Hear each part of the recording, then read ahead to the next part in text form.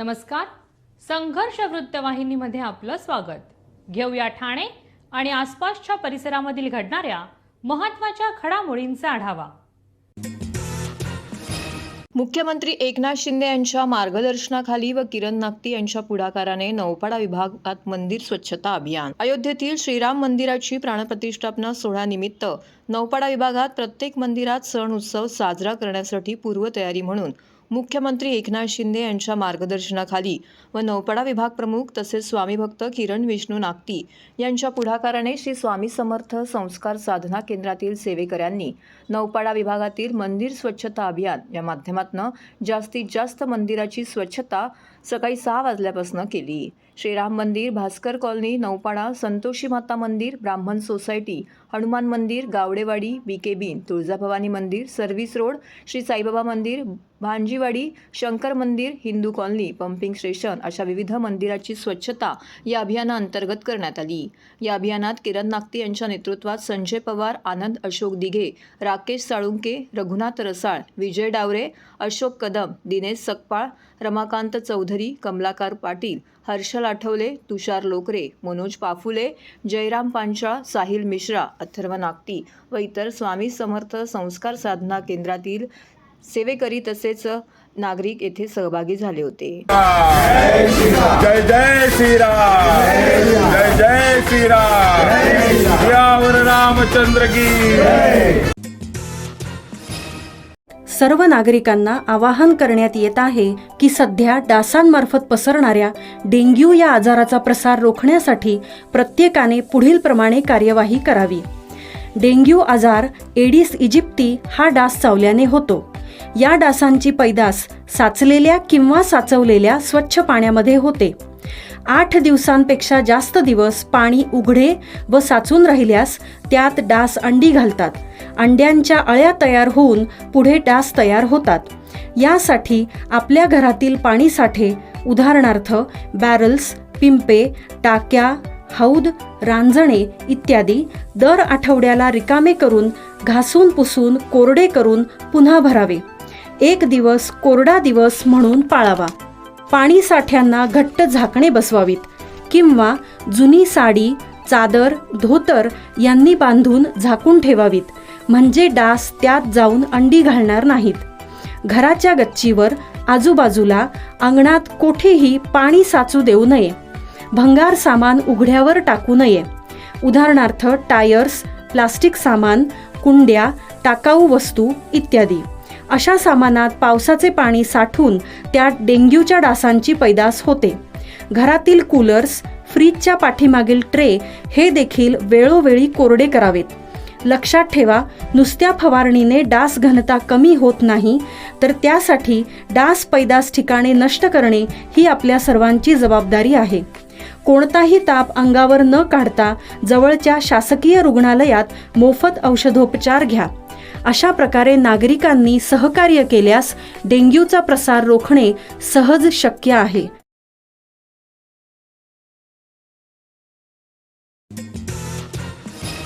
TDS आणि income tax भरायला बरं पडेल म्हणून समाजसेवा करू नका, तर प्रत्येकाने आपल्या मिळकतीतील थोडे तरी समाजसेवेसाठी देणे गरजेचे आहे, अशी अपेक्षा लोकप्रिय मराठी अभिनेत्री सुकन्या मोने कुलकर्णी यांनी व्यक्त केली.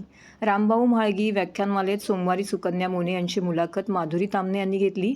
त्यावेळी त्या बोलत होत्या. ठाण्यातील सरस्वती शाळेच्या प्रांगणात गेल्या 9 जानेवारीपासून सुरू असलेल्या 38व्या रामभाऊ म्हाळगी व्याख्यानमालेचा समारोप सोमवारी झाला. यावेळी व्यासपीठावर उपस्थित व्याख्यानमाला समितीचे अध्यक्ष आमदार संजय केळकर यांनी प्रास्ताविकपर मनोगत व्यक्त करताना गेली 38 वर्षे एकाच ठिकाणी सुरू असलेल्या चळवळीचा आढावा घेतला. ठाणे ही सांस्कृतिक राजधानी आहे. अशा प्रकारची व्याख्यानं ही आपली गरज व भूक असून यावेळी माहितीचे दालन खुले होते, असं सांगितलं. तर आभार प्रदर्शन शरद पुरोहित यांनी केले. माळगी व्याख्यानमालेच्या समारोपाचे पुष्प घुमताना गायिका आरती अंकलीकर टिकेकर यांच्याऐवजी ऐनवेळी मुलाखतीसाठी बोलवलेल्या अभिनेत्री सुकन्या मोने यांना माधुरी तामणे यांनी विविध विषयांवरती बोलते केले. सुकन्या यांनीही मनोरंजन सृष्टीत साकारलेल्या तसेच आयुष्यात थिटाईने सामना केलेले प्रसंग दिलखुलासपणे या ठिकाणी व्यक्त केले. समोर आहेत इमारत, आता तिकडे नवीन इमारत होते, कधी तिकडच्या ग्राउंडवर झालेली आहे, कधी कारण तुमचा चेहरा किती एक्सप्रेसिव्ह आहे बापरे. त्यामुळे. बघा लोकांची मागणी आहे. करावंच लागेल. वैजयंती म्हणजे कृष्णाच्या गळ्यात जी माळ आहे वैजयंती, तिची ही गोष्ट आहे. त्याच्यामध्ये ही जी गवळण आहे ती नेहमी बाकीच्या गवळणींना घडे सजवून देत असते आणि बाकीच्या गवळणी सगळ्या पाण्याणाला जातात. पाण्याणाला जात असताना इकडे तिकडे लक्ष मात्र असतं, कारण कुठेतरी झाडामध्ये कान्हा लपून बसलेला आहे आणि तो कान्हा ह्या प्रत्येकीचे घडे फोडतो आणि तेव्हा त्यांना आपलं जीवन सार्थक झाल्यासारखं वाटतं. वैजयंतीच्या मनात विचार येतो की मी सुद्धा माझा घडा सजवते बाकीच्यांपेक्षा वेगळा, तरी सुद्धा हा कान्हा माझा घडा कधीच फोडत नाही. असं कसं? तिच्या मैत्रिणी तिला समजावतात, अगं वेडे, तू अशी छान नटून थटून अशी ये, मग कान्हा तुझाही घडा फोडेल बरं का. एके दिवशी छान साजशृंगार करून ही वैजयंती आपला घडा घेऊन निघते. इकडे तिकडे नजर असते, कुठे कान्हा लपलाय का. बाकीच्या सख्यांचे मात्र घडे फोडलेत, माझा नाही. असं अनेक वेळेला होतं. शेवटी एक दिवशी विचार करते, ह्यापुढे मी हे काहीही करणार नाही. अशीच ती जाते आणि कृष्णाला म्हणते, असं का वागतोस माझ्याबरोबर. TJSB सौर शक्ती कर्ज गो ग्रीन, करा वीज बिलावर बचत. आकर्षक व्याजदर, 84 महिने परतफेड कालावधी, 80% लोन, व्यावसायिक आणि उद्योजकांकरता सुद्धा.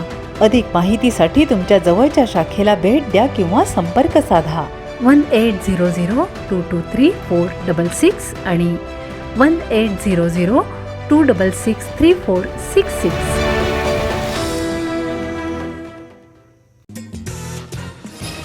अयोध्येत प्रभू श्रीरामचंद्राचा प्राणप्रतिष्ठापना सोहळा येत्या 22 जानेवारी रोजी पार पडत असतानाच स्वित्झर्लंडमध्येही हा क्षण अत्यंत श्रद्धापूर्वक साजरा करण्यात येणार आहे. या निमित्ताने येथे अनेक धार्मिक उपक्रमांचं आयोजन करण्यात आलं असून त्याचं निमंत्रण मुख्यमंत्री एकनाथ शिंदे यांनाही देण्यात आले. स्वित्झर्लंडमधील दावोस शहरात येत्या 15 ते 20 जानेवारी दरम्यान आयोजित करण्यात आलेल्या जागतिक आर्थिक परिषदेला उपस्थित राहण्यासाठी मुख्यमंत्री एकनाथ शिंदे हे स्वित्झर्लंड येथे पोहोचले. यावेळी येथील बृहन्मुंबई महाराष्ट्र मंडळाच्या सदस्यांनी विमानतळावरती पारंपरिक पद्धतीने जल्लोषात त्यांचं स्वागत केलं. त्याचबरोबर बृहन महाराष्ट्र मंडळ स्वित्झर्लंड आणि हिंदू स्वयंसेवक संघाच्या वतीने राम मंदिराची प्राणप्रतिष्ठापना होईपर्यंत पुढील आठवडाभर अनेक कार्यक्रमांचं आयोजन येथे केलं आहे.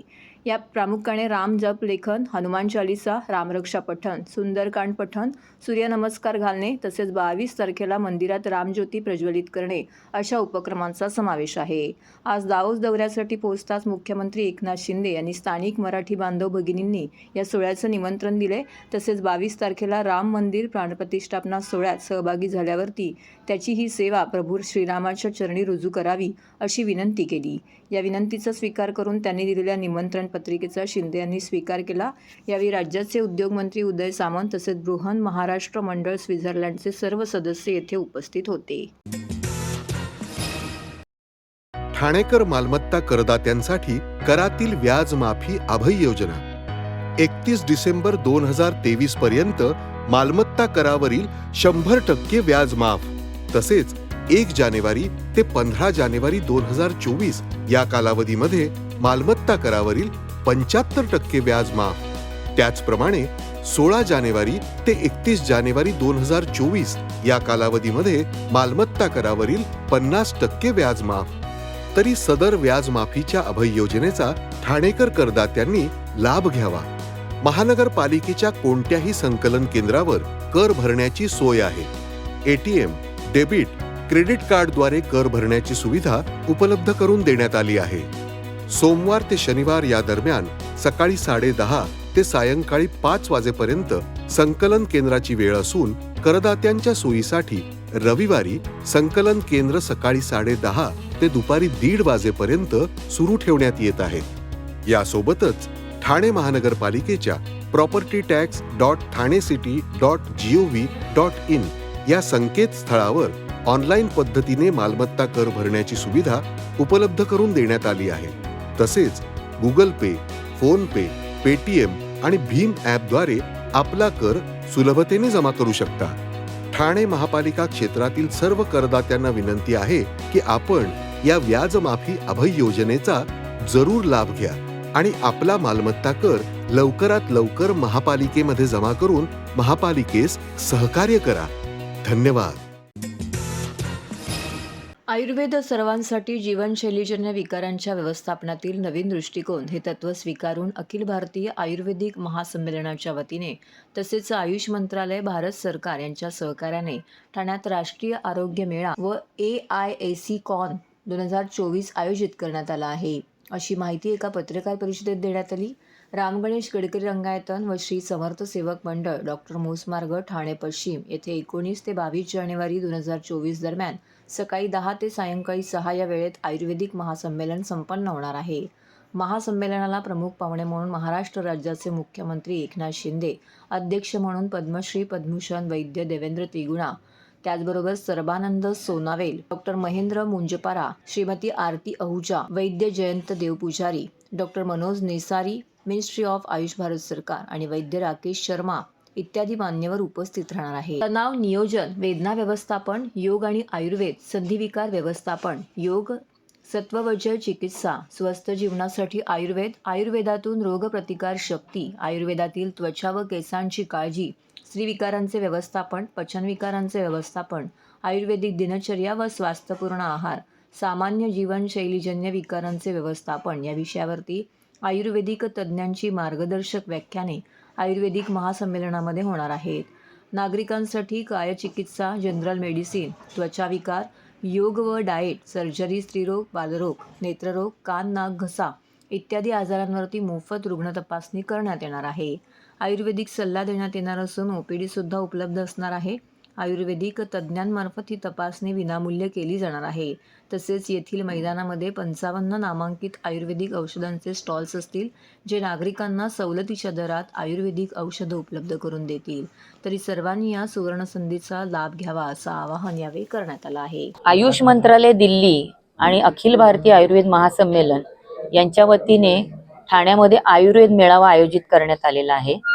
आयुर्वेद मेळाव्यामध्ये 2 प्रकारच्या गोष्टी घडणार आहेत. एक म्हणजे सर्व आयुष डॉक्टरांसाठी विविध प्रकारची व्याख्यानं आणि मार्गदर्शनपर इतर गोष्टींचा आम्ही ओहापोह करणार आहोत. त्यासाठी गडकरी रंगायतन इथे 19, 20, 21 अशा प्रकारे 3 दिवस सेमिनार्स आयोजित केली जाणार आहेत.